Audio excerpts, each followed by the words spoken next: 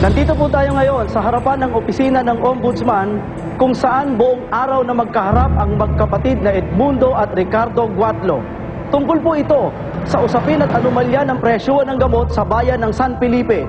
Kapwang tumatakbo ng pagkagobernador ang magkapatid.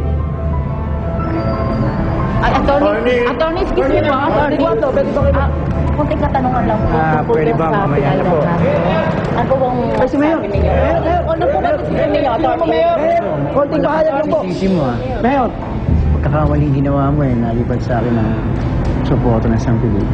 Huwag kang papakasiguro, Ricardo. Malayo pa eleksyon. Marami pang pwede mangyari. Lalo na sa'yo. Babanta ka ba?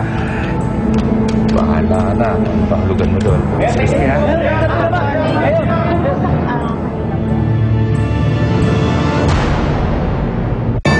Tulungan niyo po ang anak ko. Para po makalabas siya sa putik na kinasasad na kanya. Hindi nga ako bata. At maiintindihan ko kung sasabihin mo sa akin hindi mo pa nakakalimutan si Rachel. Hindi ka dapat nag-aaksaya ng oras mo at damdamin sa isang katulad ko. Good mood ako ngayon eh. Magiging mapagbigay ako sa'yo. Gusto ko sanang ipagpatuloy yung pag-aartista ko. Kung talagang mahal mo si Rachel, Larry, hindi mo kakantiin si Mayor. Tutupad ka sa usapan. Isipin mo na lang kung ano mangyayari sa pinakamamahal mo. Ngayong nasa poder na namin siya.